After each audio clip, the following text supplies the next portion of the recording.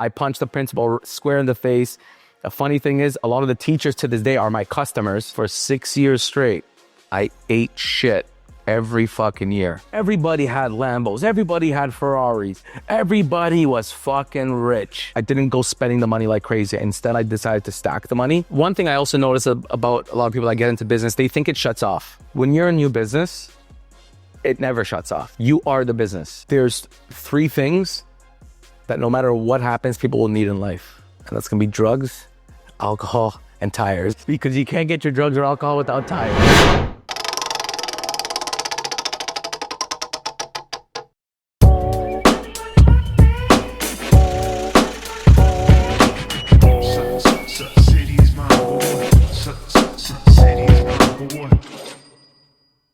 Welcome back to another episode of Money Buys Happiness. Appreciate you guys being here. All right, drop a comment. Let us know what you think of this episode. Of course, like the video. If you like the video, it reaches more people. And we need this to reach as many people as possible. All right, got a special episode today. You might notice there's an exotic car behind me. And you're going to see it throughout the episode. We got Carmen here from Premier Tire. What's going on, guys? My man. Big MBH family. What's going on, everybody? That's the energy we need, baby. That's what it's all about, baby. Yo, I appreciate you being here, bro. How I built it is just the energy, you know? Of course. Yeah, thank you for having me, for sure. Something I love about you is your energy. Thank you. You know, I wanted to have you on the pod because I've been watching you and your business, I would say for like 5-6 years now. I've been following you guys. And to me, it's super impressive what you've built, right? Through the marketing, through your team culture that you clearly have as well.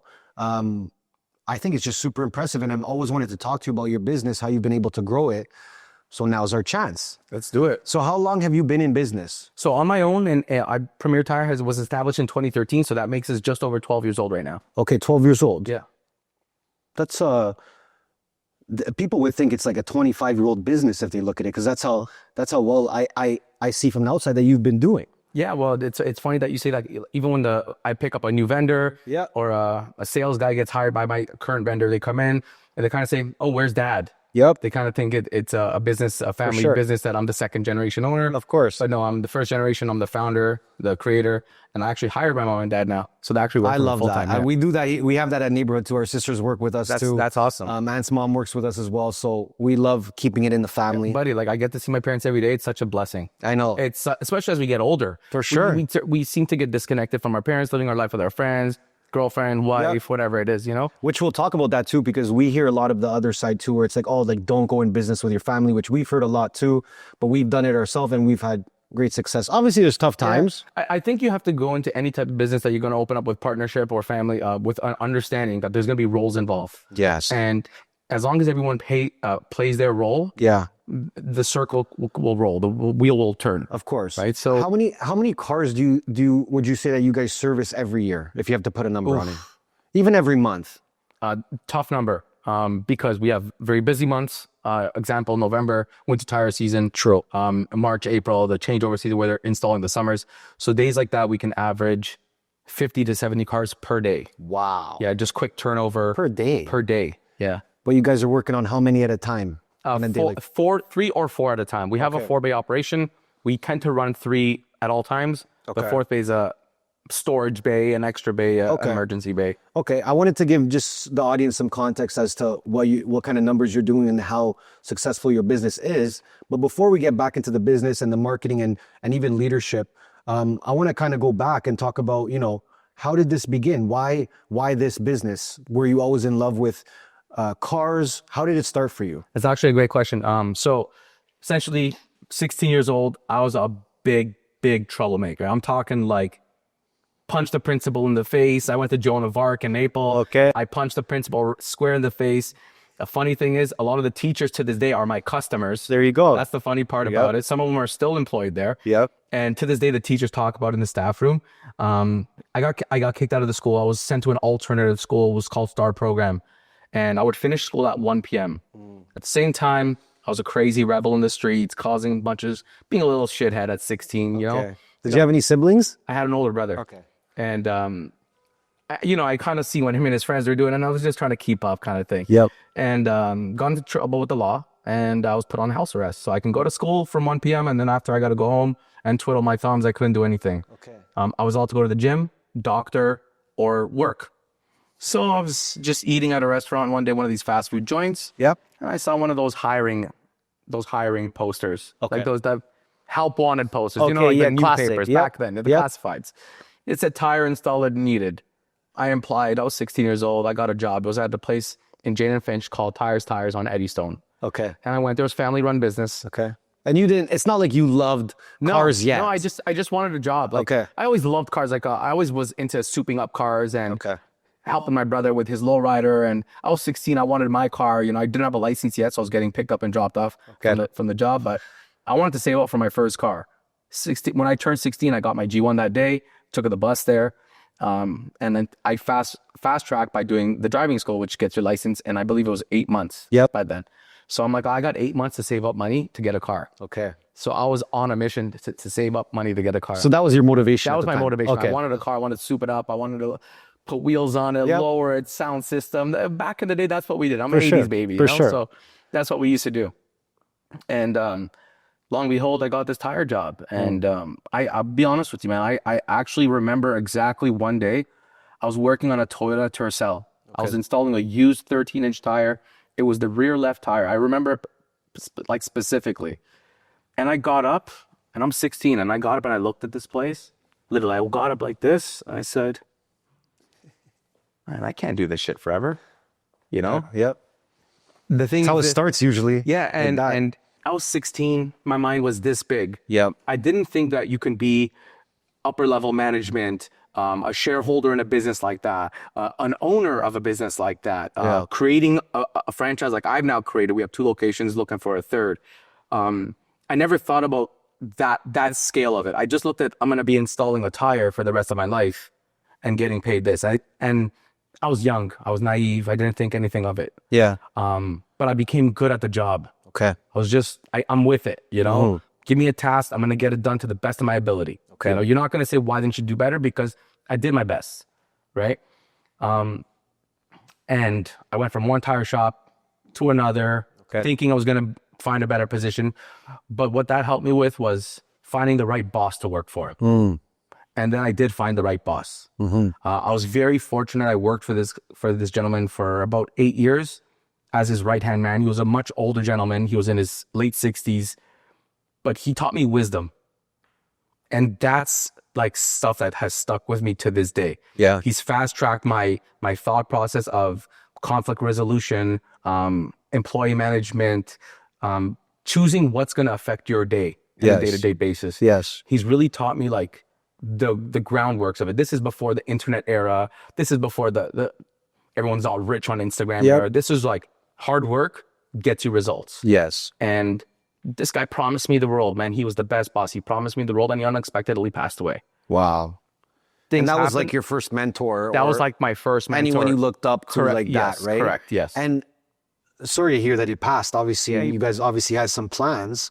But why was he so good at teaching you? What was he doing that was so effective with you?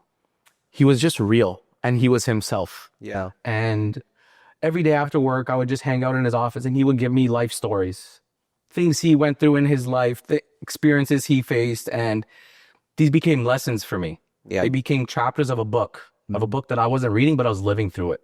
Okay. Right. And like I said, I was very fortunate to work side by side with someone with that much wisdom for so many years.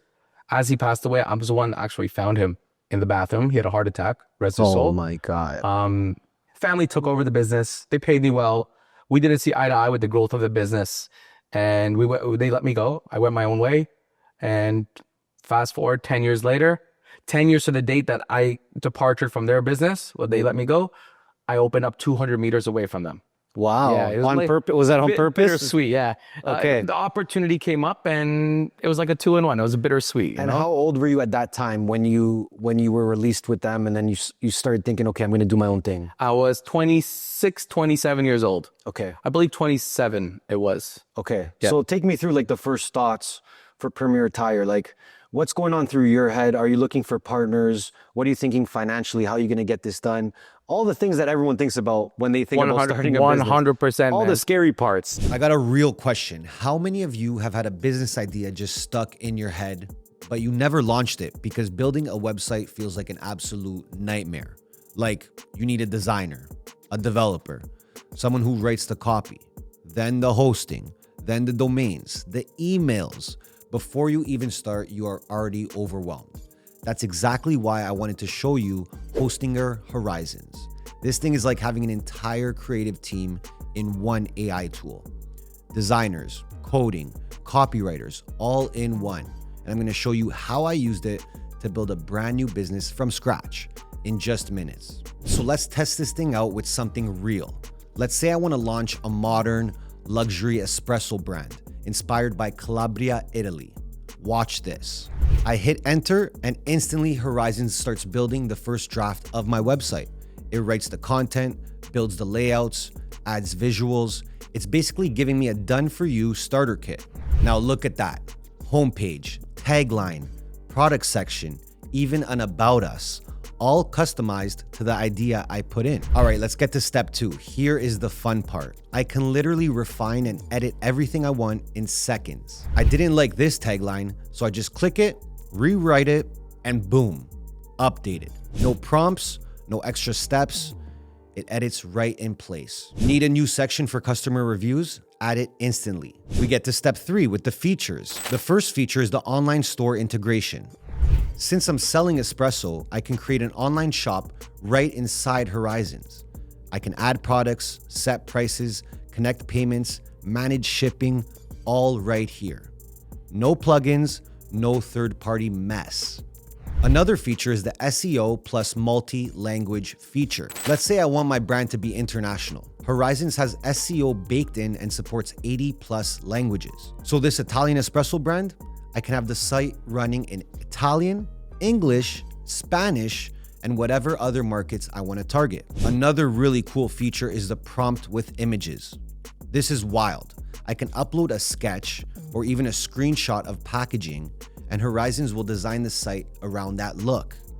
Imagine how much time that saves. Another feature is the restoration. If I mess something up, I can roll back to an earlier version or duplicate the whole project to test a new direction. Zero risk. And if you're more advanced, Horizons has a full code editor built in for you. You can tweak the site manually, and if you break something, it automatically fixes errors. It's like having an AI safety net. Then we have our collaboration tools. Working with a team, you can share access and collaborate in the same account, just like Google Docs, but for building a business. We also, of course, have integrations as a feature. It connects with Stripe, PayPal, Supabase, even AdSense. So whether you're selling coffee or running ads, you're covered. Now we've got into the most important part. It's time to launch. When everything's ready, hit launch. That's it. My espresso site is now live with hosting, domain, and email all included. No extra services, no running around. And if you ever get stuck, Hostinger has 24/7 support in multiple languages. They literally hold your hand if you need it. Listen, you've been sitting on that idea way too long. Stop waiting for the perfect time. Build your brand today with Hostinger Horizons. Click the link in the description, use our code MBH10 for 10% off, and yes, that includes free hosting and a free domain with a yearly plan. And if you're still on the fence, no worries, Horizons includes a 30-day money-back guarantee, so you've got nothing to lose. And what a great question, because that's exactly what went through my mind. As I was let go from the business, I sat in my vehicle, and that business that I worked at, it was my life. Like, people thought I was the owner there because I loved that job so much. It was my baby, and it wasn't mine, you know? But that's what gave me the character to run the business the way I run it today, as by making it mine when it wasn't mine. Okay. And when I got let go, the first thing I said was, I have to open up immediately. It was the first thing I said, because a lot of people called me directly, personally. Okay. I was their go-to guy. It's like, you need a tire? Go see Carm. Yeah. It wasn't even the business. It was a go see Carm. Yeah. So I became I became a go-to person for a lot of people. And I didn't want to lose that. So as people contacted me, I said, yeah, I got you, no problem. I reached out to a few people that I used to do some business with. I let them know what happened, that I'm going to be opening up on my own. But immediately, I need to use your accounts to start purchasing. Okay. So because I'm a stand-up guy, they said, no problem, Carmen, we got you. You've always helped us out. Whatever you need, we got you. Come run your business out of our business. Okay. A lot of people started poaching me. Come and work for me. Come and work for me. I heard you're not there. Because it spreads like wildfire, like your industry. For sure. Something happens with a marketing company, you know about it before the guy's mother knows Of about course. it. You know? Of course. So same thing happened in our industry. Tire industry is very small. Okay. And you were getting poached, let's say, because of your strong network that you built, right? Yeah, people knew what I turned that business into. Okay. And before we even get to that next step, why do you think you were able to build such a network? Not even being the owner of those businesses. I just love my job. Yeah. I just love my job. I like taking care of people. Okay. And I learned a lot. I learned a lot in the years though. Okay. And I'm going to be very honest. When I let things get to my head, when I realized I was that guy for so many people, I got a little bit arrogant. Okay. Got a little bit cocky, a little bit of an asshole to some people that didn't deserve it. But these are things that I lived through and I've learned through. Yeah. That is not who I am today. Okay. So you fast forward now, calling some other shop, hey, let me use your accounts. Correct. This is to get business going for you. correct. Okay. And then you open up the shop? No. Okay. I rent a small office out of a dealership called Ideal Fine Cars. Shout out Calvin. So I rent a little small office out of his dealership and I make a deal with him. Okay. Because right now I got paid a lot of money, but at the same time I invested all my money. I owned multiple condos. I had lots of bills to pay at the end of the month. But you were investing as you were making that money. Correct. So instead of trying to dump everything right away, I said, let me just try to upkeep everything. Okay. Very tough to do without a big income coming in. So I made a deal with Calvin from Ideal Fine Cars. I said, I'll give you 50% of my profits. I'm going to run my business out of your business, but you're not going to charge me anything. He said, deal. Solid. Yeah. First month came, I'm paying him thousands. Second month came, I'm paying him thousands. Third month came, I had too many people coming into the showroom. He was a car dealership and said, you got too many people coming in here. Wow. We kind of got to figure something out. You're like, maybe you got to go to a bigger place. No problem. Growing pains. At the same time, though, when I just opened that office, I reached out to a couple of people that I thought would make good partners. Okay. Didn't work out that way. But one of my big customers did reach out to me and said, I heard you're not there no more. And whatever you're doing, I want part of it. I said, let's do it, baby. Mm-hmm. And that gave me like the investment will come now. Yep. And I can build something without having to dump whatever I've built. Of course. Flew to Florida, spoke about it. He's a snowbird. He's back and forth. Came back. We got a unit it was a temporary unit. It was at the back of a warehouse. Okay. But now I had my partner. And now I was able to hire my staff that I trained from my former facility. There you go. So then I said, guys, I'm ready for you.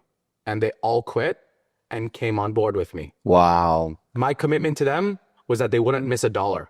Mm-hmm. Okay. So I matched the pay that they were getting because everyone got a raise after I was let go. Yeah. So to show solidarity, For sure. we got you guys. Yeah, we're loyal to you guys. Yeah. Exactly. So I had to match these higher pays. I brought the guys over. They were loyal to me. But I'll be honest with you, that was probably one of the biggest mistakes I made. Getting all those employees. Correct. Really? Why? Because I was bleeding money paying them. Yeah. The money wasn't coming in like the way it was coming out. Yeah. So for 6 years straight, I ate shit every fucking year. Yeah. 6 years straight because my payroll was so high. So you didn't, it's not like you let them go. You kept them on. I kept them on. So you were kind of building a team based on the potential growth that you would have. Correct. Which I think a lot of people do that. There's that portion of time where you're going to have to eat shit. Correct. You said 6 years, which is not a short amount of time. Yeah, that's a long time. It's a long time. But, and I want to ask you about this because I think this is like one of the first pressures that a business owner will feel when they hire a team is like, oh my God, I have people that I got to pay. Correct. People that depend on me. Correct, yeah. How did you handle that pressure at the beginning? So at the beginning, it was no problem because I was like, I got this investor. It's not a problem. He's a really rich guy. Yep. And then when I'm doing the year end every year, I'm just like, it makes no sense to even be in business. I would contemplate like, I'm working 18 hours a day, 19 hours a day to try to pay the bills here. Yeah. And I'm actually in a negative year over year over year. It just makes sense for me to go get hired by a bigger corporation that's big wheel. I'm a big wheel guru, an encyclopedia. They'll pay me 150, 180 a year, no problem. Yeah. And So you had those thoughts early on. oh, 100%. Where you were looking around like, I might just stop. Dude, I had one year where I had an $85,000 loss on my year end. Wow. And I was like, yo, what the fuck? I cannot continue doing this. Yeah. And that's when changes had to be made. At the same time, one of my main guys quit on me, which was good because now I'd lowered my payroll. For sure. And now I've learned. From that time on, I started learning, never bring anybody with experience anymore. True. The only thing you're going to do is pay them more money. Yeah. Don't ever hire anybody with experience. And you're saying you rather just hire someone and teach them everything they need to know. Now, the guys that left and came with me, I didn't have to train them because they already knew the way I did my thing. Yep. But now going forward, anybody I would hire, they need a full training. Whether they have 10 years of sales experience or not, whether they can sell $20 million or not, they have to learn our product, our business, our structure, the way we operate. Yeah. And I realized at that point, hiring experienced people brings you an attitude. It brings you a chip on the shoulder. Yeah. Shortcuts. Ego. They know better. They used to do it this way. Yeah. And I'm all for ideas, but a system is a system and a business works because of a system. Yep. So when you try to break that system to try to make things work your way. Yep. It's usually because they want shortcuts or cut down time or cut down anything. Because they used to do it that way. Well, it works this way, it still works this way, but they don't know that one system is affecting your whole business. Correct. And for those 6 years that you said you ate shit, because I think this is important, right? There's a lot of people that they work hard for 1 year and they expect the world. No. 2 years, they expect the world. 3 years, even 4 years, 5 years, you're getting there. They usually say 5 to 10 years is when you start to see the fruits of your labor. For those 6 years, what was life like for you on a day-to-day? Because I want you to really put in perspective for people out there that it's not fucking easy. Like you said, you hired a bunch of people, paid them a bunch of money, but you're still working 18 hours a day. Correct. So what was life like for you during those 6 years? How did you get through obstacles business-wise, but also like in your own head? Because that's a moment where someone gets in their own head. Am I doing the right thing? What am I doing? So I had those questions to myself. I even called my accountant at one point, and he said to me, he goes, you really got to figure where your money's, like, we got to see where your money's going. Yeah. And that's exactly what we did. We saw where it was going. It was all going into payroll. Yep. I was just bleeding in payroll. I was a super lax boss. Wouldn't be on top of sales numbers. Yeah. And now I've changed up the way I pay people. Okay. I give them a decent salary to start. Okay. But I give commission. Okay. Based on total sales. Nice. And the reason why I've changed it to that model now is when I hire a new guy, I don't want the new guy taking $100 a month in commission, and the guys he's working just as hard are going to take $900, for example. Yeah. We'll just use rhetoric, like, of course, numbers, you know? So I just started a new way of how I want to pay people. Okay. So I give them a decent salary. Okay. It's an hourly pay. Okay. And I give a very lucrative commission. Okay. As long as goals are hit. Yes. Because in order for me to be able to pay you, I got to be able to make money. For sure. Right. So, and even to that, like I want to really, again, emphasize those 6 years, even the first couple of years that you're starting, right? What's life like? Do you have a tighter circle now? Is there people that are supportive of you, or the opposite, that you had to work through obstacles with? Did you have a girlfriend? Like, these are all things that young entrepreneurs wonder about. Yeah, they're like, oh, like, I'm getting into business. Like, is everything going to be easy? Am I okay to spend this much time on my relationship? What I'm pretty much asking you is, what did you have to sacrifice at the beginning? We'll ask about now too, to present day, because you're still sacrificing. Of course. But near the beginning, what do you think were some of your bigger sacrifices? Because I think a lot of the audience, they get into business not understanding the sacrifice side. Yeah. So one thing I also notice about a lot of people that get into business, they think it shuts off. Mm-hmm. When you're a new business, it never shuts off. Yeah. You are the business. When you go, you're marketing, you're networking, you're doing whatever you can to try to get your name out there, get new customers, grow your customer database. Yep. So that's one thing I do notice a lot with the new generation of business owners. They feel like at 5 o'clock it shuts off. Yeah. It only shuts off if you're an exclusive wholesale business. Of course. Where they're closing at They're 5 shutting off too. and you're shutting at Yep. 5, and the problems will get dealt with tomorrow. Of course. Unfortunately, I'm in a retail business. Yeah. Cell phones exist. Yep. People contact you after hours.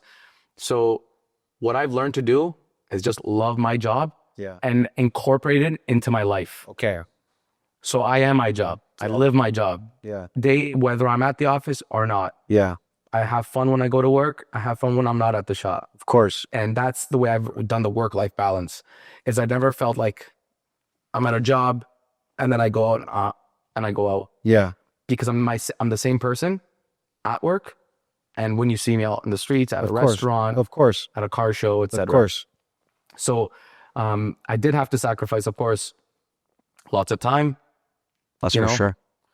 I've been with the same girl for long time now, 11 years. Wow. So she's been there since almost the beginning. Damn. That's hard. That's hard to find. Yeah. Through the struggles, Yep. of my business to the highs. There's lows and highs and everything. Of course. But she's been there for the lows. She's been there for the highs. She's been there when me and my partner broke up in the business, and it was a very tough time for me.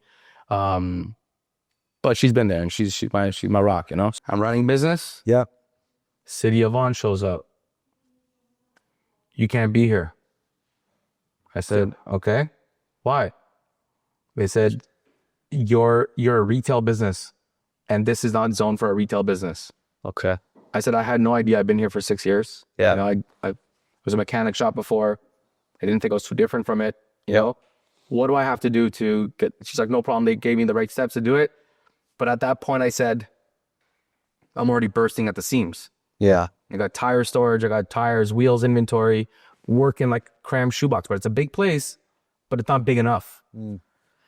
And an opportunity comes up where the tenant, where I'm currently at right now, is moving. This is a Vaughn location. This is the Vaughn, right at the corner of Yep. Kipling and Highway 7. And for some reason, he was in our parking lot where we were, and he went up to one of my employees that speaks Russian. They're both Russian. And my employee, Sticks, he's my right-hand man. Shout out my dog, my brother, He's like, yo, Carm, come over here.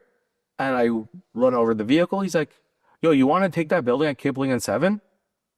I'm like, yeah, sure. But it's like fucking 3 times the price what I'm paying. Yeah. I'm like, And sure. you're going into a lease, not buying it, Correct. right? Yeah, that one, to buy that is like, it's like over 10M. Take some time, mate. Yeah, I'll be there soon though. Yeah. I promise. He comes in and he waves me over. He's like, you want to go see that building? He's moving to Vancouver. And if you want to, you could buy him out of his lease. Yeah. So this guy wanted to sell me the location. Okay. Okay. So, because of course it's a premium location. For sure. So those types of properties, they don't hit the market. They're turned over from hand to hand. Yep. You pay me to leave and you run your business there. So I paid, we made a deal. I went to go see the place. I'm like, okay. I asked him how much he's paying. He tells me the number, but obviously my number with the landlord is going to be a little bit different because he has a relationship. He's 5 years into his lease. I'm starting a new lease now. It's going to be a higher number. Yep. I'm like second guessing myself. Can I even do this? Like, this is really going to either really bury me Yeah. or not. Like, I've already been eating shit for 6 years. This is now the 7th year, and I'm going to go into this place after being kind of told by the city. Would you say that this was probably the biggest risk you would have taken so far in that journey? Yes. This was definitely the biggest risk because it needed hundreds of thousands of dollars of rentals. Yeah.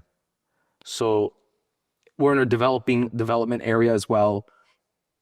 You got to do the proper paperwork to ensure that you're not going to spend $300-400 grand renovating the place.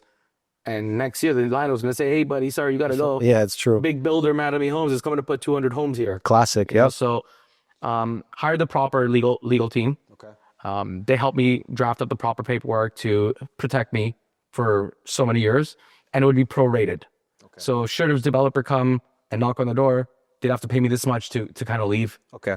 The next 2 years into it, it would be a little bit less. It's prorated. Okay. You're using the rentals. So you worked out a safe deal. I worked out a very safe deal. I got a great landlord. I got right of first refusal to purchase a property. Okay.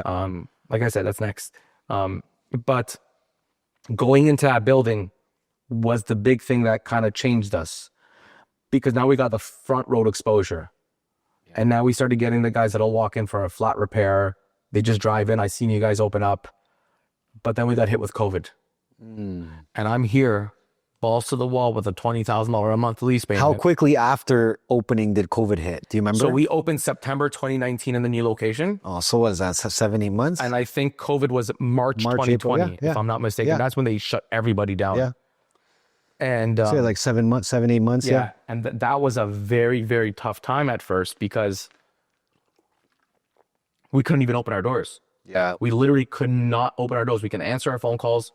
We can work on the cars, to tap to pay through the window. Yeah. It was just like such a mission. But we lost the walk-in traffic that we really rely on with that big rent we were paying. Thankfully, the government came out with proper programs for legit businesses. Yes. And because I'm a legit business and I claim all my money and I show all my employees, I was able to qualify for the programs they had, which helped me. Like, no bullshit, they helped. Yes, you have to pay them back. Yeah. But at that time, I needed it. Yeah. I needed it, man. Were you deemed essential? Yes. Right? Yes, we you were. are. Yeah. But essential with limits. Yeah. So we weren't allowed to have the showroom open. Okay. It was just, you know how the Of COVID course. thing was, you know? Of course. That's the reason why haircuts are $100 a haircut now. Literally. You know, literally, like fucking barbers got their $150. fucking heads up their ass from the COVID shit. Now the prices are crazy. So you get some help from the government, as you should. Yeah, right. of course. Legit business, essential as well. And what are you doing now to adapt your business? Because a lot of businesses didn't even know what would happen in the future. Correct. Yeah. Right. Like we didn't know when things were going to open or what's going to be deemed non-essential tomorrow all of a sudden. So what were you doing to adapt to the new world, I guess? Just selling tires and Yeah. realizing that there's 3 things that no matter what happens, people will need in life. And that's going to be drugs, alcohol, and tires. Because you can't get your drugs or alcohol without tires, okay? It's true. So I looked at it as like a recession-proof business. The luxury component of it, where the crazy cars, the crazy wheels that we sell kind of dwindled down. Yeah. But the more need what did take off, like people needed the tires. People were driving around a lot. That's all they could do was drive around. It's true. So it became a good time to replace tires because people were wearing them out much faster. Just navigating through whatever we could. Of course. And this is still only one location. This is just the one location right now. Correct. Okay. Yes. Fast forward to COVID lasted quite some time Here especially, yeah. But we were able to work with it and overcome it as we got more established. As the cars passed us every day, we started getting busier and busier by the month. And 7 years later in that location, 2019, 2020, so 6 years later in that location now. Do you think that there was a moment or a year during this time that really turned your business around?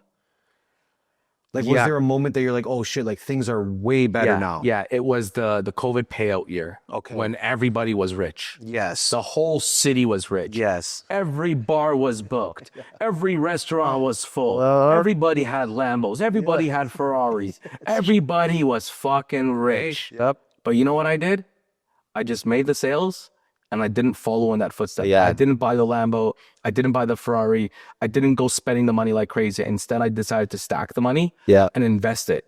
And 2 years ago, I ended up buying the building after my second location. So you bought that building? I bought that building. Okay, so before we get to the second location, and it has to do with the second location actually, like what's your mindset? You're doing well with the one location.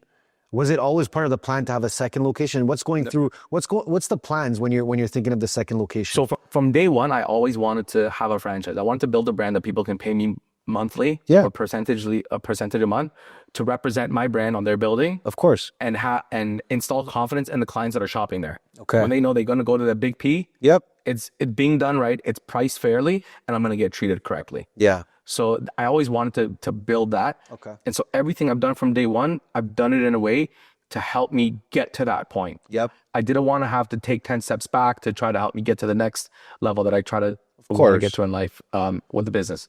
So I planned that from day one is that I would like to be able to franchise. Okay. That's why I was on the show Dragons then as well. Yep. I went there for promo and, you know, straight up told him, I said, I don't need the money. I'm not here for the money.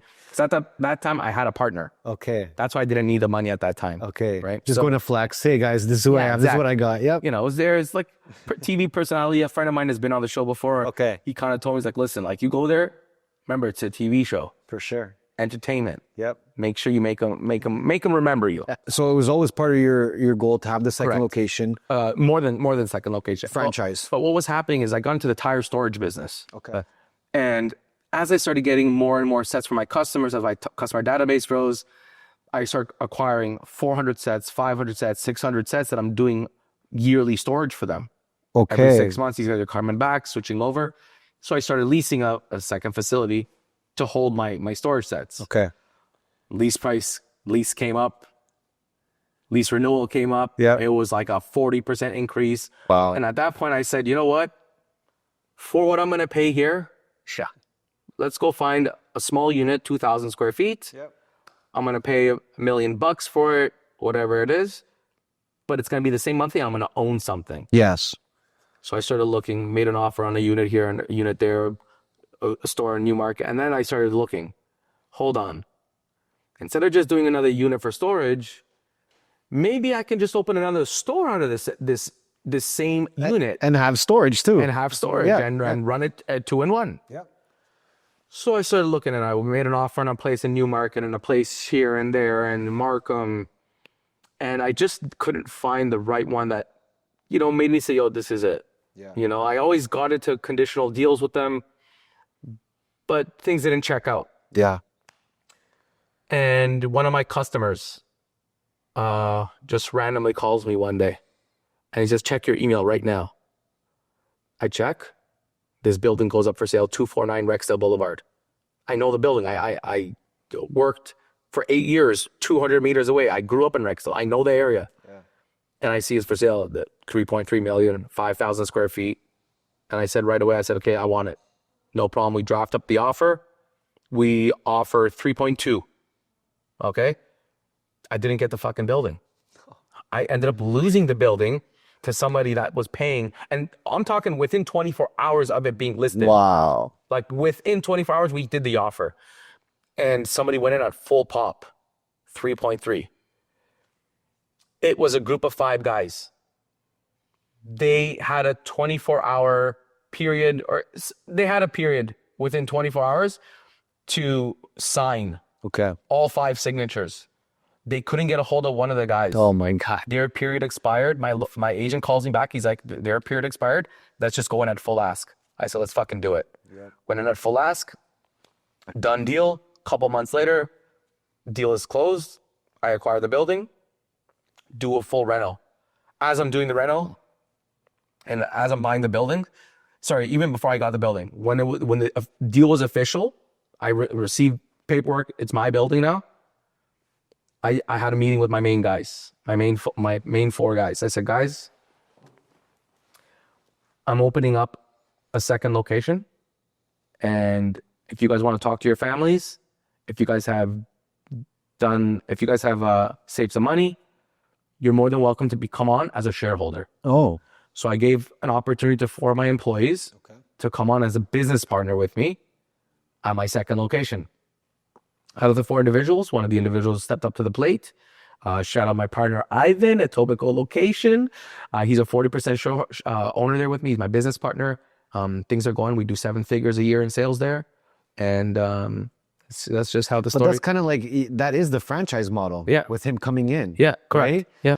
And I want to ask you, because, you know, second location, what are some things that you learned from that first location that you knew to implement right away?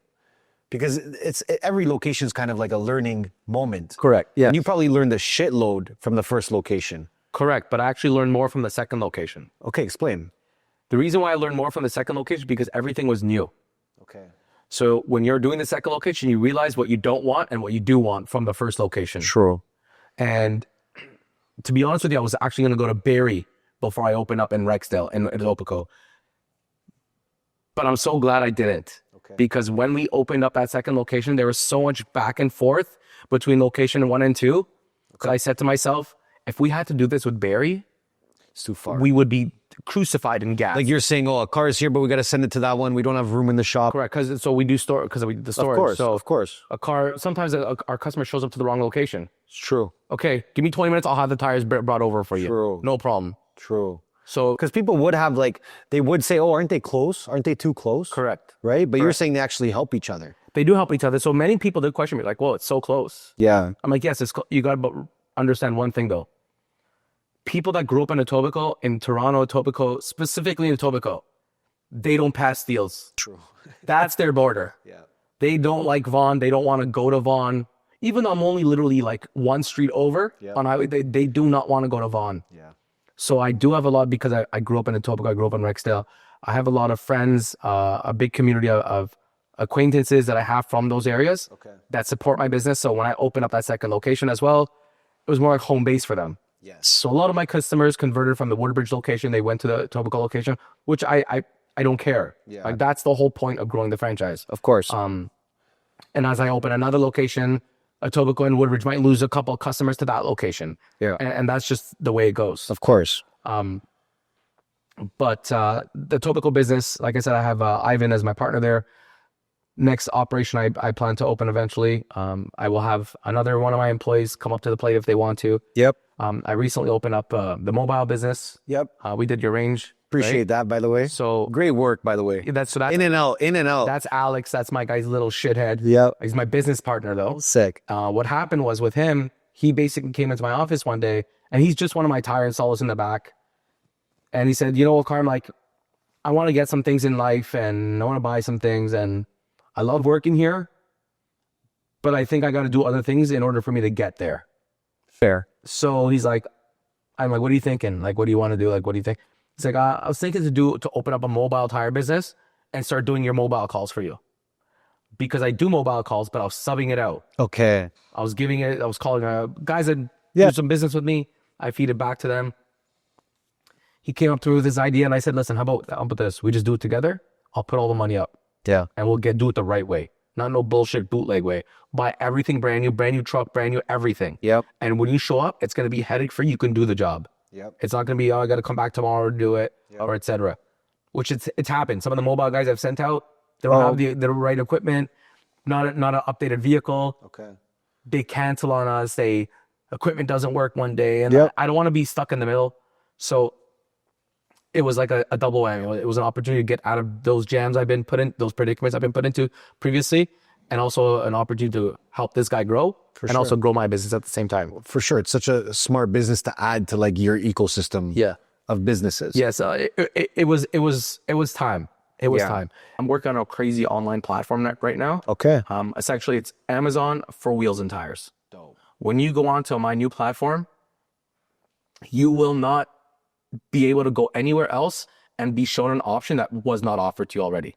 Okay. Like it's literally going to be the wheel encyclopedia. Sick. So on checkout, you're going to be able to choose mobile service, Etobicoke location, Woodbridge location, ship to. Yep. And the next plan is to probably get some other stores to be like mini partners.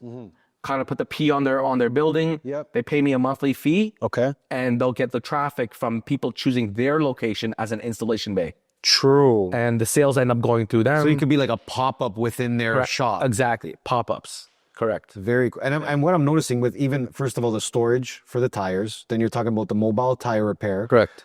Like you're creating this ecosystem, vertically integrating these different businesses that all support the main business. Correct. Right? Which is very smart. Correct. Is there any other businesses you see in that realm that you could get a part of? Yeah. So I just recently bought a Haas machine. It's the size of this fucking room, the machine. Okay. Essentially, it's a CNC milling machine. I put a wheel in there. I put in the code, and it drills the wheel for me. Oh, perfect. So, like you said, it's like vertical integration. You know? For sure. So any avenue I see that I was subbing this type of workout to other people, Take it in yourself. I start calculating how much it's costing me. Can I hire a guy for that per year? Yep. And if I do, now I can offer that service For sure. as opposed to doing it as a convenience based service. So for example, the mobile. It was only people asked for it, we would do it. It's true. Now we offer it. Yeah. And so it's much busier. Well, I think I messaged you because I think I saw you post it. Correct. And I'm like, oh, he has that. That's good. And then the next week, my tire was Literally, blown it's out. like 2 days after we bought the truck. Literally. Yeah. And I thought that was so smart of you. Yeah, And, I think you were like our 4th customer with that truck. no, they killed it for me. They Yeah, killed you it. showed up, got it done, and boom. And with the franchising too, I love the model of franchising, by the way. I think it's one of the best business models if you can nail it, right? Correct. So what have you been, in terms of the franchising, what are you most focused on? Is it the brand itself? Is it the systems that you have? Is it the culture? Like, what are you focusing on? I'm focused on, I don't want to just sell a franchise to any individual that has money because that's a failure to a franchise. Yeah. My preferred way to have a store pop up is have somebody that's working for me that wants to elevate their life. Okay. They're in the store, they're in the know, they know how we operate, and that's how you're going to scale a franchise. Yes. And my number one goal is though with my franchisees is to ensure they're successful. Because when other guys want to hop on board, the first person they're going to go to is the first, second, third guys that I sold the store to. It's true. Let's say someone's watching this right now. Yeah. And they're interested in franchising. Yeah. What would you look for in them and what would be a process that they would go through? So actually I would, if they're ready to work and do anything at my business, that's the first step right there. Okay. You cannot come in and think you're just going to be the boss and boss people around. People are surprised when they come and they see me doing like a car or a wheel. Like you working Like, yourself. I get in there because I'm a teacher. I'm a teacher. That's the thing. Yeah. I'm not just a business owner. I'm a teacher. So when you come to me, I'm going to teach you the correct way to do this. So it's the right skill set. Look at the cars we're doing. We're doing $1 million cars. Yeah. You think you're going to come with you're guessing? No, I'm going to teach you the correct way. And that's why I love the inexperienced people because you come in. So you don't have to say, oh, I got 10 successful stores so I can be successful in this. This is a very hands-on business. Yeah. And many people come in thinking that they're just going to hire people, just like I have people hired, and they're just going to run it for them. It's not, you're going to run it to the ground that way. Yeah. So what I'm going to tell you is if you're interested in a Premier Tire franchise, if you're not ready to jack a car up, if you're not ready to plug a tire, air up somebody's tire, clean their wheels, you're not ready for this type of business. It's a service-based business, and you cannot have ego. That's the number one thing in this is we're here to service people. People are literally spending their hard-earned money that they work hourly for, daily for, weekly for, and they're coming to your business to spend it there. You need to give them the best service you can. Yeah. And that's one thing we preach. Just be nice to people.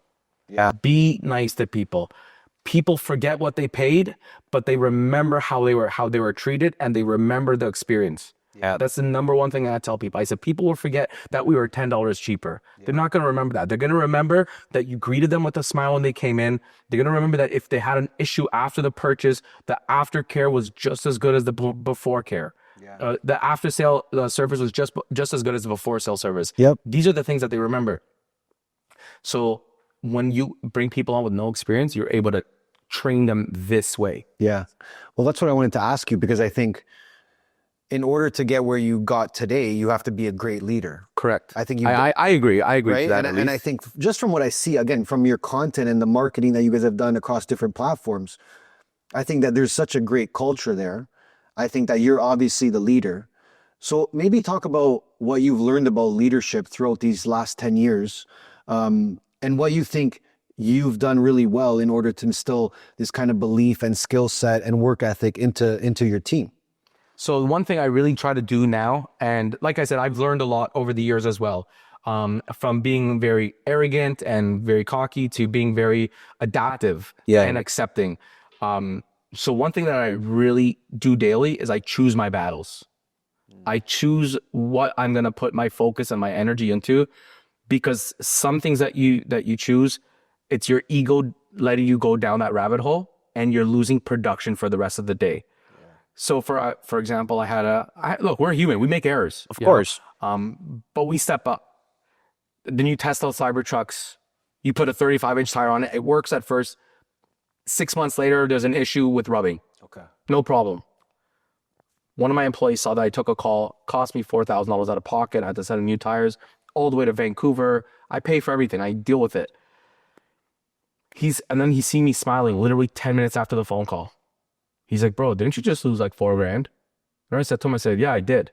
I said, but if I dwell on it, I'm going to lose another $4,000. Yep. I said, I better be able to make that $4,000 back. I'm just going to be positive about it. Yep.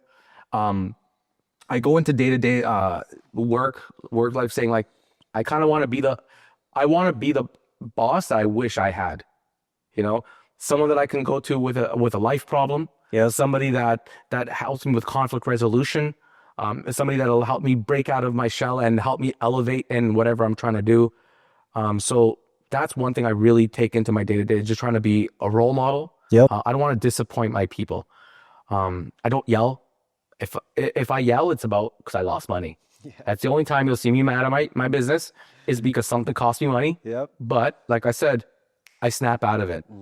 I really snap out of it. And people think it's crazy that I'm able to snap out of it so quickly, but the milk is spilled. Yeah. The milk is spilled. You're allowed to get mad that the milk is spilled. You're not allowed to stay mad that the milk is spilled. Fair analysis, right? Yeah, of course. So I understand that people are human. People make mistakes. Try to help them, guide them through their mistakes. Bring it to their attention, because a lot of time people are unaware of what they're doing. Yeah. And if you don't bring it up to them in a respectful way, they're going to continue being unaware of it. Of course. But if you go and yell at them about it, they're still going to be unaware because it went through 1 year and out the other because you're yelling at them and you're not even respecting them. Yeah. So I feel like I'm very respected by my employees, but I also feel like I give it back to them. Okay. When I pull up to work, everybody gets a yo, what's up? Everybody. Yeah. You know, from the back staff to the front staff, everybody gets a hey, what's going on? I acknowledge everybody when I come in. Yeah. You know, I never want to make anyone feel that I feel like I'm better than them, because I'm not. Yeah, I've done things that help me elevate my personal life and financial life, but that doesn't make me a better person than you, right? I've taken risks, and it's risk versus reward in life, and that's the way life crumbles. Of course. But I'm very humble with the way I people come in, they don't know I'm the owner. Yeah, because you're putting tires up. People when they come in, they don't know I'm the owner. It doesn't say owner on my business card. It doesn't say nothing like that anywhere. Okay. I don't need that ego. I don't need it. Yeah. You come in, even when people come in, they ask for me, hey, is Carmen here? I'm like, he's busy right now, but I can help you out. But they're talking to me. Yeah. You know? Yeah. It's just. And where do you think you learned that though? Because that's not something that everyone understands. Like even like you not calling yourself the boss, or hey, is Carmen here? Is the boss here? And you. I learned that in order for me to grow my business, I have to be able to delegate everything. Yeah. Not everything, but you need to learn how to delegate tasks. So you know how it goes. You know the owner. Everybody wants to talk to the owner. Always. That's the issue. So I started breaking it down where my main guy started becoming more comfortable dealing with my right and left hand man. Okay. You know?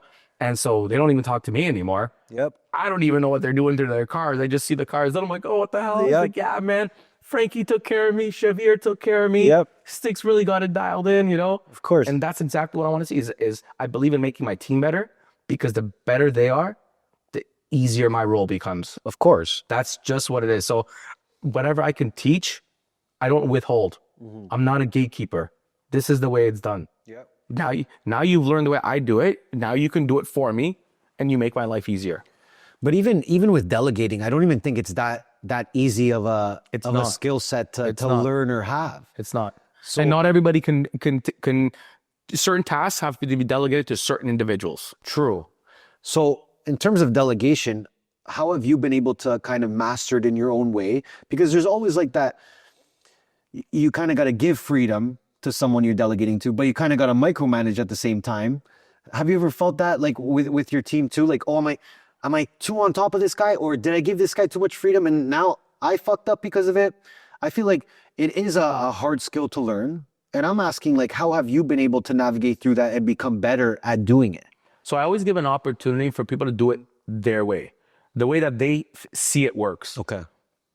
If it doesn't work, we readdress it and we see why it didn't work. Okay. I'll give my input. For example, shipping issues, wholesale customer issues, the defected tires.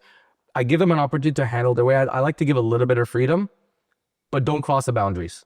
You know, don't start telling the customer to fuck off, etc. Yeah, of course. You know, that's crossing the boundaries. But you can be a conflict. You can resolve the conflict with respect. Yes. Right. So the other day I got heated with one of my customers. I told him to fuck off. He came, yeah, I want to see you talk like that to my face. He came, I'm like, I love you, you know? That's actually his car. This guy. I said, I love this. It's like we're in a relationship. Yeah. I yell, and then we love each other at the end. So you're pretty much saying like, hey, I'll let you try your way. Let's see how it goes.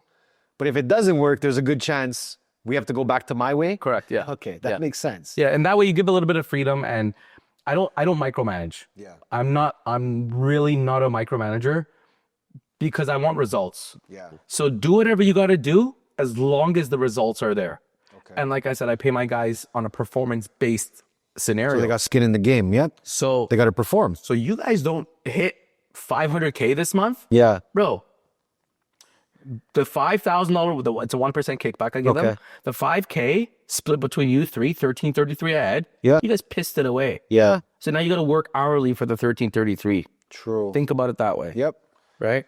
And I want to talk about, I think you've done a great job with the socials, with the marketing behind it. Even in your industry, I would say you're the biggest in our country, simply just looking from the outside onto socials, which is, that's the online world now. You can appear much bigger than you are sometimes, Correct. or you're just that big, right? Yeah. But you guys caught my attention years ago with the kind of content that you were doing. So maybe talk about how important the marketing has been for you guys.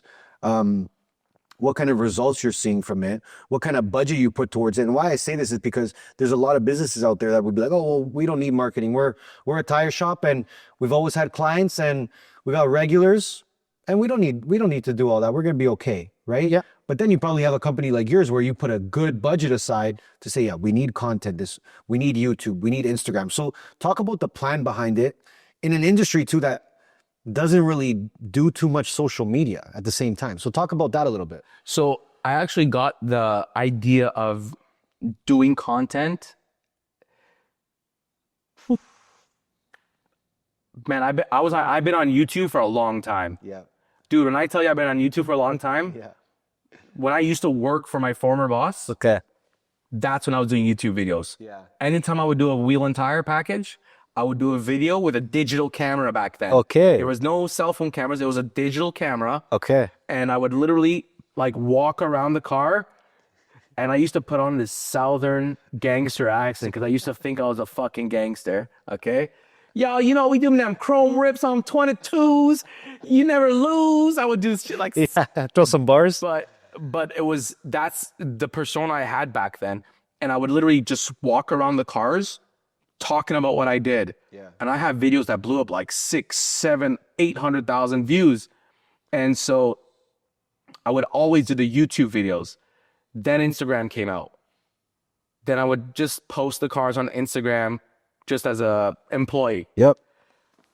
I really got serious with the proper production videos when I met up with Kev, my buddy Kev from Baltimore. Okay. He owns Rim Source Motorsports, big friend of mine. I look at him as one of the OGs in the game, you know? Okay.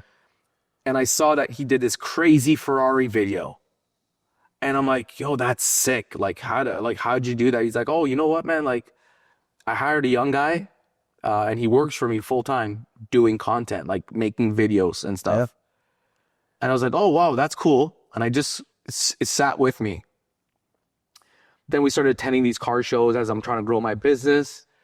And I see coverage of a car show that I attend because I wanted to see the cars that we brought if they were in the video. And I see this cool little videos, like we call them Tourette style videos now because of Yeah. you know? Quick edits. Yeah. But this was back then, before everyone's doing it now. And I saw this video and I reached out to the guy through Instagram. His name was Zolt. And I said, hey, I saw this video you did. I'd like for you to come and shoot a couple videos for me. I got some cool cars.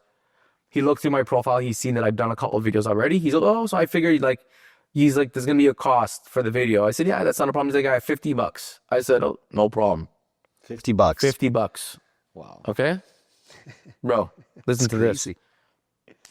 I'm hustling away at the shop. The guys, I'm working in the back. The guys call me. They're like, yo, somebody's here to see. I said, no problem. I go to the front and there's some kid there and a bald guy, like an older guy. I'm like, hey, how you doing? Kid's like 14 years old. I'm like, hey, how you guys doing? He's like, hey, he goes, I'm the guy with the video that you messaged on Instagram. the kid said that. And I'm like, you? I'm like, oh, I fucking love this. I said, good for you, man. I said, I'm so impressed. I said, yeah, like we're doing videos together. I'm giving you the opportunity. Yeah. And we did a couple of videos, and I said to him, I'm like, you know what? Why don't you just come work here full time? Just work here full time, taking photos of the cars, videos, etc. And he did. And he was in school, but what he would do is he would come after school to work and on the weekends. And 14, 15 years old, summertime would come, his dad would drop him off at 7 a.m. and then pick him up at 4 p.m. after he's done working. So you have like full days doing editing and stuff for us. And this was at my old location before I moved into the new one. So that's when we started doing a lot of the social media, is very early in the game. Yeah. By hiring somebody in-house to do it. Yeah. But this guy was smart. He was much more than just social media and photos and videos. This guy ended up helping me run my business. Yeah, with one of my main guys left. The 14-year-old? The 14-year-old. He wasn't 14 when he stepped up, but when I moved into the new location, one of my main guys quit on me like last minute. Yep. And he stepped up to the plate and really helped me run my business. Wow. He's not with me anymore. He moved to Japan. Wow. Yeah, but he was with me until the day he moved to Japan. Yep. So he was with me for 10 years. Okay. Yeah. So that's another thing that people can see when they shop in my business. It's familiar faces. Yeah. We don't have turnover and like shop employees are shop employees. Okay, there's gonna be turnover there, but my sales staff, my core staff, there isn't a quick turnover. Okay. Guys are there for years. I mean, Loyal, one of my guys has been there for 11 years since day one with me. 12 years. Like I said, Zolt was with me for 10 years. He just moved to Japan 4 months ago. Yeah.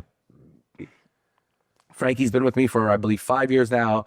Ivan, I believe, who's my business partner, has been with me for over four years, almost, I think, 5 years now as well.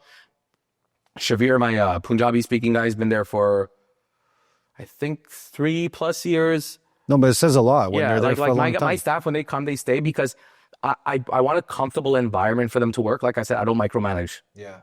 You know, I don't micromanage. If you're 10 minutes late, bro, don't come 10 minutes late. Come on. You know, I'm not writing you up for being 10 minutes late. I don't believe in the corporate structure. Yep. People are human. You have to allow them to be human.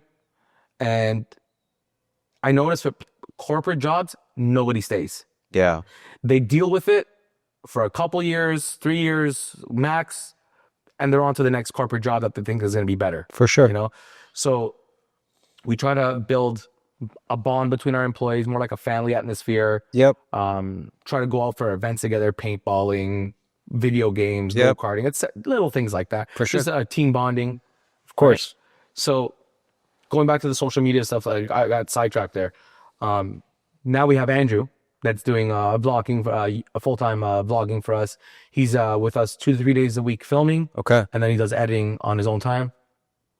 We do Google ads for advertising, obviously. Of course. But the number one image we project is we are exactly who we are. Yeah. When you come to our store, it's exactly what you've seen. Yeah. There's no surprises. There's no letdowns. It's what you've seen. That's who we are. Yeah. And we're real. Of course. We just keep it real too. Yeah. How much business do you think that you've got through your social media marketing? Like through your Instagram, do you get a lot of business? So, you know, Instagram is a funny world. Yeah. With Instagram, I noticed another thing is that a lot of people inquire, and it's hard to keep up with the amount of inquiries. You know, you get 5,000 story views of something cool you posted, you're going to get 50 replies. For sure. It's very difficult to keep up good service with social media. Yeah. The day and age of the people that we have nowadays, they don't call. They don't want to speak to people. I know. They don't want the interaction. No. They want the text, the DM, the email. Yep. They want the 2-minute conversation to take 20 minutes. Yeah. You know, it baffles me. It's true though. We've understood this and we've tackled it. We've implemented a new program. About a year now it's been implemented, where all our Instagram DMs come in on a computer platform that's shared with all my sales staff between both locations. Okay. And it's genius. It's the customer ends up going wherever is more convenient for him. Yes. If it's closer in Etobicoke, my Woodbridge guys will be quoting it and he'll go buy it in Etobicoke. It is what it is. Yeah. You know, but we converted to a computer-based platform so that when you like, comment, DM us, we reply. 10 guys replying, not just one guy in the toilet fucking when you get a chance. Of course. But we have filters as well that knows what times we're open. And if you message us after hours, hey, we're closed, we'll get back to you whenever we can. Yeah. But in the morning, we'll show up with all the problems that are open. We call them problems. Yeah. Every email that comes in, every DM that comes in, every text message that comes in, we call it a problem.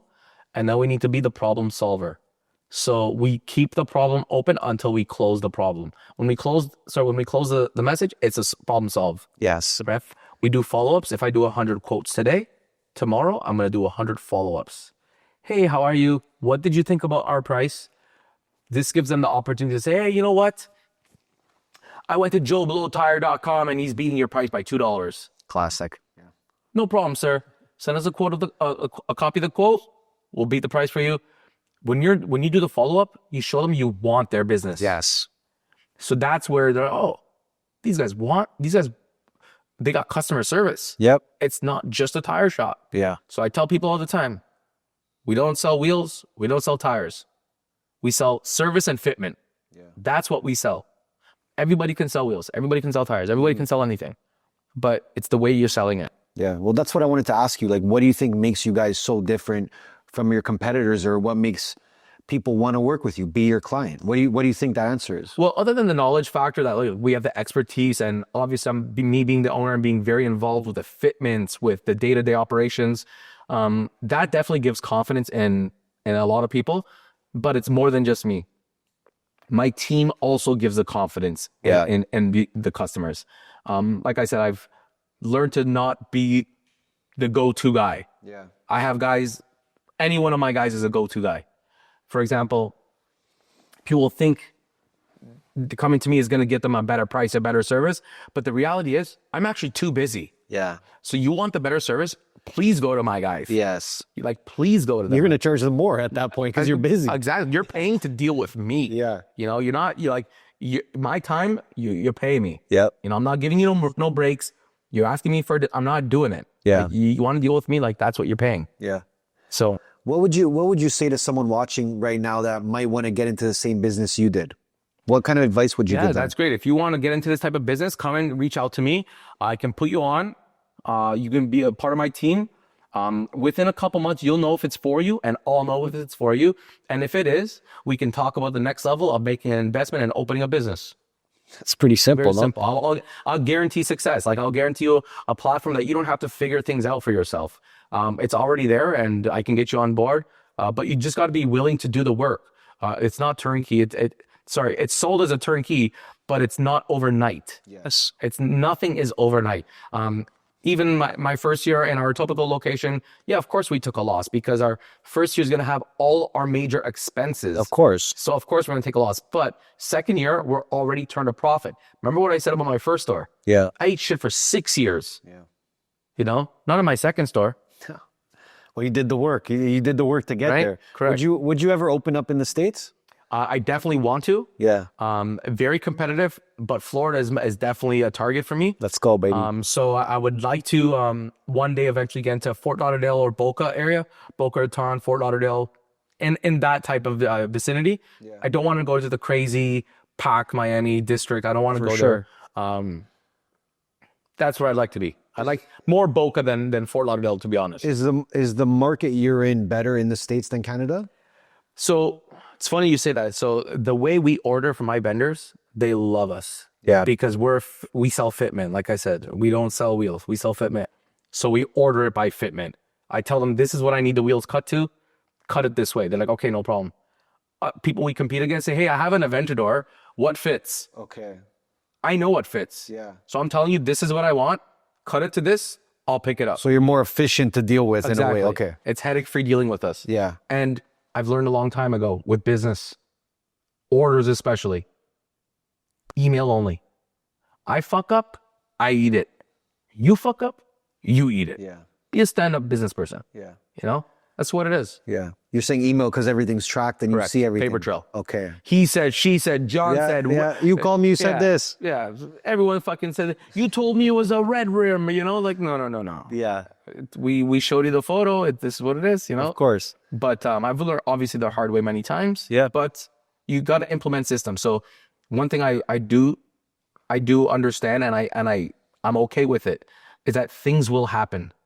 Things will happen at work. But the number one thing you need to do in any business, even a household, you need to put a system in place that prevents it from happening again.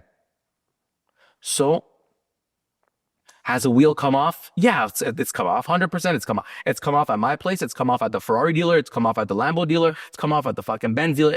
It happens. Yeah. Because people are human. But now we've implemented a system. Obviously, it's many years ago it's happened. But we've implemented a system now to ensure it never happens again. What's the system? 2 separate employees torque it with 2 separate torque wrenches. Okay.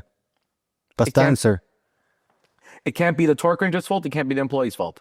True. Right? Because if you said 2 guys to torque it with the same wrench, but if the wrench is faulty, Yep. every torque they done was faulty. Yep. Right? So it's one or the other. So you got to cross both T's and dot both So it I's. can't be the employee's fault or the wrench's Yeah, fault. that's correct. Yeah. So I'm going to ask you to manifest something on the show. We ask our guests to manifest sometimes, and I think that you got a lot of plans the next 10 years. So I definitely want to hear where yours is going to be. But look at the camera and maybe manifest something you want to come to life the next 5 years, so that when we sit down again or we're chilling and I see you open your 17th location, I'm going to clip this, send it to you, and you'll be like, see, I told you. Yeah. That's great. Definitely a manifestation I have is to have multiple stores, of course. So over the next 5 to 10 years, I would definitely I'd like to have realistic goals as well. Nothing that'll let me down or put me down. But be detailed. As well. You could be detailed about it. So I'd like to, over the next 5 to 10 years, definitely purchase a freestanding building in Woodbridge. I would like to definitely have a 3rd and 4th location open as well. And hopefully have our mobile units territory based at that point. Right now, our mobile units are kind of going everywhere. But as the business grows, we'd like to be territory based. And most importantly, I'd like to have a great family life more than anything. You know, like I got a beautiful baby boy at home. My guy, CJ. And What up, CJ? And yeah, like that's my main goal right now is to have a good family life. I feel like I built a successful business. So now my next goals in life are family orientated goals. Yep. As I kind of feel like I've hit many of my financial goals that I've kind of set out in my lifetime, and now I'm riding with the wave with that. Yep. But I'm definitely manifesting multiple locations, freestanding building in Woodbridge, and I have a great family life, so I'd like to just enjoy that for sure. How's it feel to be a pops? Buddy, I'm gonna tell you something. I've never felt so loved in my life. Wow. Buddy, when I get home, it's crazy the feeling. Yeah. It's nuts. Like to the point where it don't matter how busy I am at work, like I want to be there to give him his bath because that's my time with him. And that's my bonding moment. I read alphabets to him, try to get him to say words. He's just over a year and a half now. So I think he's 19 months. Yeah, and 3 months. About 19 months. So, sorry, 20 months in a couple of days, actually. And just every day, how much he learns and how he grows. And it's like watching a caterpillar grow. Yeah. You know, they turn into a butterfly. Yep. You know, it's awesome. Is that your new motivation? It's definitely my motivation. Everything I do, I do for my family right now. I used to do everything for myself, obviously. That's how everyone starts. But as things grow in your life and, you know, you bring people in with you. Yeah. Your wife becomes your family. You guys have a kid, extended, and pets, of course, you know? Of course.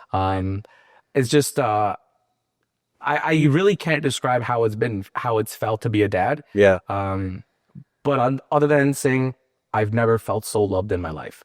It's a great responsibility to hold. You're a role model. You're a best friend. You're a father, most importantly.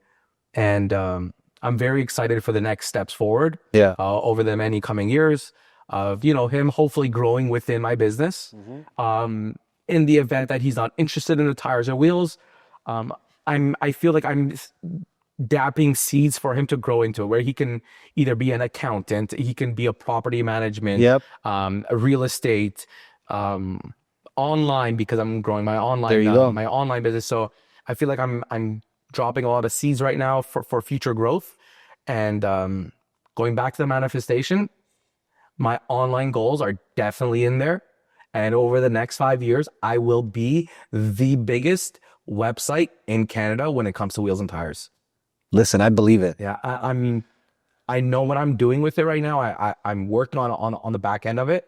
I'm about to launch it, and I can only imagine where it's going to be in the next 5 years. I'm definitely going to be the site that people show to their web developers when they say, "Hey, I want to build a wheel and tire site." Like, they're going to come to my site and show them my site. And if you want it, baby, I'll sell it to you. I'll take my platform, I'll put it to yours, and I'll put your logo on it. Just from the energy you're saying it with, like, I believe you. Like, it's gonna happen. Oh, I'd like It already happened, but we just have to wait now. Yeah, so it's been almost 1 year in the making that I've been working on the back end of it. I haven't talked about it at all, because one thing I've learned that kind of let me down is a couple things. I let the cat out of the bag too early, Sometimes it and happens. they didn't come to life. Yeah. And I felt like that was like a big slap, like saying like, "Yo, don't tell people about it until it's done." Yeah. Now it's in motion, so I can tell you guys about it. You know, it's not like something I'm still trying to do. I'm doing it, and I've invested a lot of money into it, and I'm very excited to see where it goes over the next 5 years. Well, we're rooting for you, bro. I'm talking billboards and everything. Oh, buddy, I can't wait. We're gonna do some rapid fire. Have some fun with Let's this. do it. What's the best move you ever made in business? Best move I ever made in business was fuck, that's a good question, because I made a lot of good moves. But the best move I probably made in my business is moving into my Woodbridge location. I'd probably agree after hearing your story too. Yeah. What's the worst? The worst, hiring experienced people that drain my payroll. True, which we spoke about. Yeah. What's one quality every leader needs? To be receptive, and no ego. You cannot have an ego and be a good leader. It's facts. What's one thing you'll never compromise in business? My happiness. Damn, this guy's spitting bars right now, eh? Who's one person you want to make proud? My family. Like I said, everything I do right now is for my kid, is for my wife. And obviously my parents work for me too, Of course. you know, Of my course. family. Of course. If you lost it all tomorrow, what's the first thing you do today? Sorry, if you lost it all tomorrow, what's the first thing you would do to rebuild? I'd move out of this country Fast. right away. Where are you going? Florida. I love it. Florida's going to be huge the next 20, 30 years. Oh, by the yeah. way. What's one lesson about money you think everyone needs to learn sooner? Money comes, money goes, but time is more precious than money. Time is definitely way more precious than money. You don't got to worry about money. You got to worry about happiness, because miserable people don't make money. Money follows happiness. It's just what it is. People don't want to spend with a miserable person. It's true. You know, so you want money, be happy. Yeah. It will come to you. What's one loss or mistake that turned into a huge blessing for you? Losing the overpaid employees that I had. Yep. Which you thought was a mistake at the time. Yeah. Well, which I thought was a blessing to have them at the time. Yes. Then I realized the blessing was actually having them leave. Yeah. Ended up being a blessing either Correct, way. yeah. The most expensive rims you ever sold? $38,000. Damn. Yeah. What? Yeah. What did that go on? Twice I've done that. Same set? No. Same type of vehicle. Yeah. Different types of sets. One of them was a Dimag set. It's like full carbon fiber barrel. Okay. With a forged aluminum face. That went to my boy Josh Hill. Shout out my guy Josh. Went on his Porsche 911 Turbo. And then the other expensive set like that was a set of magnesium BBS wheels. Literally pick them up with your fingers. Stomp. And that went on my boy Ori. Shout out Ori. On his GT2 RS.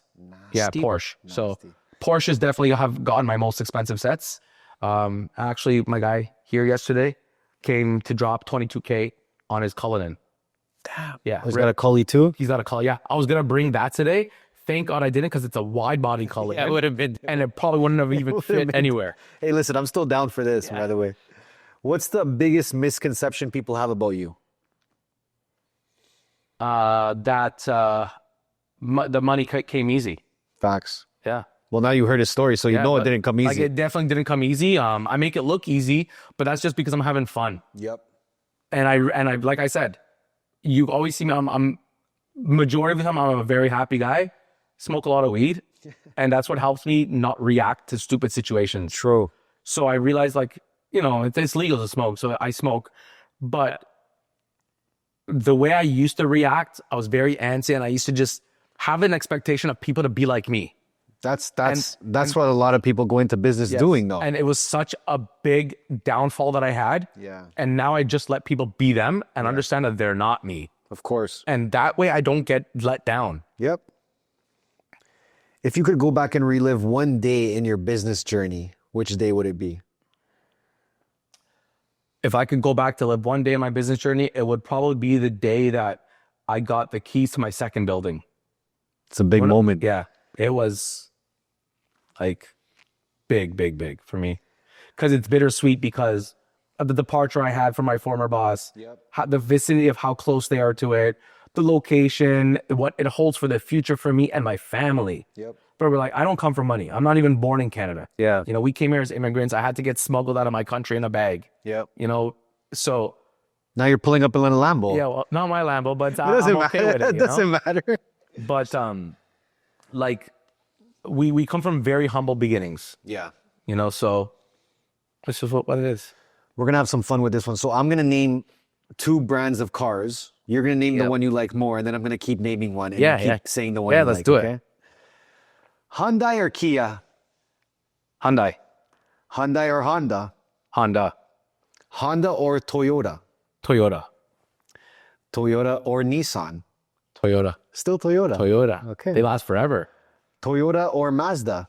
Toyota, Toyota or a Volkswagen? Toyota. Damn. Yeah. Toyota or a Fiat? Toyota. Damn, Yeah. bro. Japanese, man. Toyota or Alfa Romeo? Toyota. Okay. Yeah. Toyota or Ford? I'm still Toyota. Okay, we're going to have to make it harder for you. Yeah. Toyota or Chevy? Toyota still.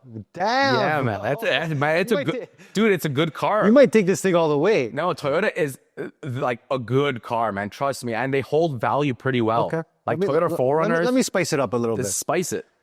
Toyota or BMW? Oh, Beamer, man. Come on. Now we're getting to luxury. Beamer or Benz? Benz. I'm a Benz guy too. Yeah, I'm a Benz Benz. guy too. Benz or Audi? Benz. Benz or Porsche? Porsche. Porsche or Tesla? Porsche. Oh, come on. I just gotta ask. Porsche or Range Rover?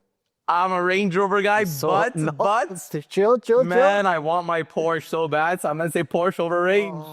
And I got a 2025 big body Range. So you went Porsche over Range? Yeah, man. Dude, that's the car. That's the gentleman's car. All right. Porsche or Lamborghini? It's a Lambo. Lambo. Has to be. Lambo or Ferrari? Tough one. So I think I would do Ferrari over Lambo. Ferrari. over Lambo. I Yeah. mean, it's a Rari, bro. Yeah, I know. The thing that Lambo has is the doors that go up. It's true. So if it ain't an Aventador or like a Revuelto or a Mercy, it ain't even in the conversation. Yeah. But I mean, if you told me Aventador versus a Ferrari F8, oh man, what a hard decision. I'd probably have to go with the Aventador. Really?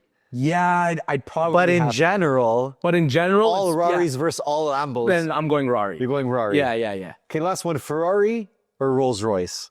I'm a Rari guy. Are you? Yeah. You going Rari? As much as I would like to have a Rolls Royce, I always told myself I'd have a Rolls Royce when I have no mortgage. yeah. So when you Because it's another mortgage. That's why. so when you see me in a Rolls Royce, just know everything's paid off. There you go. Okay, so Ferrari's your goat. Yeah. So I'm gonna be honest with you. I'm gonna be very blunt. I when I was in my mid 20s, early 20s, I set a goal for myself. Okay. That by the time I'm 30, I'm gonna have $1 million in the bank. Yep. Liquid, chilling. Yeah, liquid. I'm gonna own a property and I'm gonna have a Ferrari. I turned 30 and the only thing I had was the fucking property. Okay.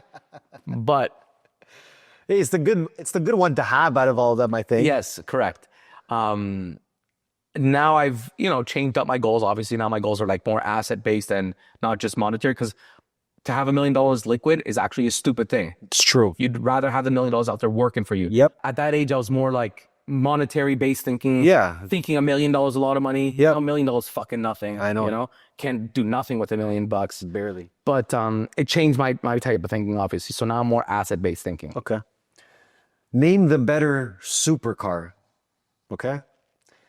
A Corvette C8 or a Nissan GTR. GTR. GTR or Audi R8. GTR. GTR or Porsche 911 Turbo S. Porsche. Porsche 911 Turbo S or Aston Martin DB11. Porsche 911 Turbo S versus a Maserati MC20. Porsche. I'm just going to say Porsche. You guys know what I'm saying. The Porsche or McLaren 720S. Porsche. Yes. Oh my God. Dude, I'm telling you that the Turbo S is a crazy car. it is a crazy whip. Dude, it's a very the problem with Porsche, I'll tell you this though, the Carrera entry level looks just like a turbo to the non-knowing person. It's true. So a lot of my friends have GT3 Porsches. Yeah. You know what they get a lot of? What? Guys.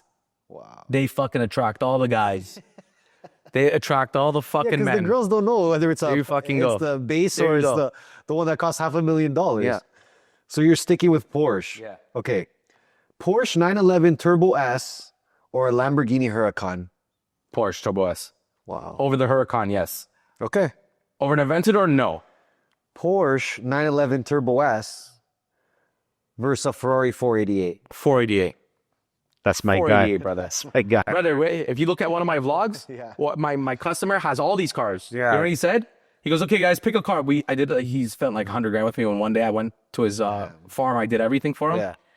And at the end, when we're done the job, he goes, okay, guys, pick a car. Bro, right away, I went to the 488. I got the 488 Pista. Andrew got in the Turbo S with his guy.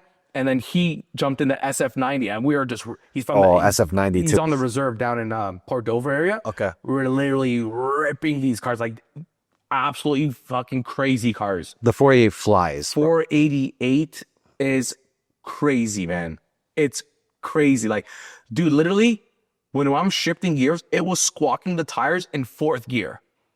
Like, it's a crazy car. All right. So 488 over the Porsche, yes. Ferrari 488 or a Bentley Continental GT Speed. Ferrari. You didn't even let me finish that one. I don't you even- didn't even- You just heard Bentley and you're like, I'm good. Bentley. To be honest with you, I've always had a bucket list to have a Bentley. Really? Yes. It's Okay. been on my bucket list forever. But I also know that when you buy a Bentley, you literally lose Everything. $80,000 a year. Everything. You just lose it all. They depreciate Yeah, so much yeah, they do. that it's like almost a turn off to drive it. So Ferrari 488 or a Bugatti Chiron. Oof, of course the Chiron, it's a supercar, it's a wow factor. I've done a Chiron. I've done the only Chiron with wheels in Canada. Really? Yes, sir. Damn. Yeah. The only Chiron in all of Canada that has wheels and tires on, like That's a aftermarket. crazy whip though. Crazy That's whip. the goated one of this list. Crazy I whip. would even agree with you. That's, if not the most expensive, it's the second most expensive car I've done. What would you say the first most expensive? It's either the Bugatti Chiron or I did a P1 Senna fully exposed carbon fiber. Oh man. I've also done, I've done a P1 fully exposed green carbon fiber, and I've done a Senna with fully exposed carbon fiber. So those are the top 3 expensive cars I've done. Yeah, the Senna is super rare, isn't it? Senna's pretty rare, yeah. Yeah. So Senna was a P15, fully exposed. I've done a fully exposed green carbon fiber P1 and a fully exposed red carbon fiber Bugatti. Dude, these cars are in Canada. That's the crazy How part. come I don't see that? They're there, man. They're out Where there. are they? All right, we're gonna do now. Name the better rim brand. Go ahead. All right. Yeah. Koenig versus NK. NK, NK or TSW. TSW. TSW or Motegi Racing. Sorry, you know what? I go back. NK is better than TSW. NK is better than TSW. Yes, I go Let's back start on again. Koenig versus NK. NK. NK versus TSW. NK. NK versus Matogi Racing. NK. NK versus OZ Racing. OZ. OZ versus Rodiform. OZ. OZ versus Forgiato. OZ. It's a different class, Yeah. different level. So OZ is actually a OEM manufacturer for brands like Ferrari, Yes. right? So a lot of the older Ferraris, when you take the wheels off, it says OZ behind them. Okay. So OZ versus Forgiato, you're going OZ. OZ. OZ or Vossen? OZ's the top. OZ's the top? OZ But let me finish. Quality-wise. Let me finish. Quality-wise. You never know. No, they're the top. They're Italian. Well, that's one reason they're the top for sure. I'll agree with that. All right. OZ or HRE wheels? HRE is the top in the US, but OZ is higher in the market with quality, and so OZ. OZ or BBS? Ooh. See, I told you I got more. Competition right there. I got you. Honestly, I'm a BBS guy over OZ, so I'm gonna say BBS. Lastly, BBS versus ADV1. BBS. BBS easy. Yeah. ADV1 is a dead brand now. Oh, they're dead. Yeah, it's a dead brand. They were at the pinnacle. But they were at the top before? Yeah. What happened? Ownership. Okay. It happens. Yeah. But BBS is BBS is Germany. Yeah. the best. Is the best. Yeah. And lastly, for our last question, which we ask every guest, all right? First of all, thank you for coming on today. Yeah, no problem. Thank it you for was having great, me. great chats. Thank you. Thank you. You brought a beautiful whip for Yeah, us. it was nice. You know? A little bit. You've been killing it. Thank you. Guys, go check him out. Before we ask him the final question, Carm, does money buy happiness? I'll tell you one thing. I know many miserable rich people. I know many, many miserable rich people. But life can be better with money. But the happiness comes within. So do I say money buys happiness? It buys you nicer things, but not necessarily happiness. And I say that because I know many miserable rich people. I deal with many people. Yeah. I deal with many people that have hundreds of millions, tens of millions. Yep. And I can't say there's more nice people that have that type of like value than there is miserable people. I've met more miserable than nicer people. Yeah. And I don't know what it is. Maybe there's experiences that they've gone through, but I've always ensured that I would never be like that. And if it takes less money to not be like that, it is what it is. Yeah. Okay. Fair enough. You know? I agree. You know, like the old saying will go, I'd rather cry in a Lambo. How about you don't have to cry? Damn. You know what I'm saying? That almost made me cry. Yeah. Like, how about you don't have to cry? Imagine that, right? Because, bro, like I said, there's a lot of miserable people with money out there. Yeah. But happiness is the way to go. And if you try to find happiness, you will find the money. I promise you. I promise. There's more happy people making money than negative and miserable people making money. True. That's how I look at it. A lot of the miserable people with money are inherited money, though. That's Well, the other it's thing. sometimes like, how did you get the money? How do you make the money? Yes, What are you spending the money on? correct. People think like materialistic things buys them joy. Yeah. It's cool when you buy it. For sure. For a couple weeks. And then it's the same thing. It's a high when you buy it. Yep.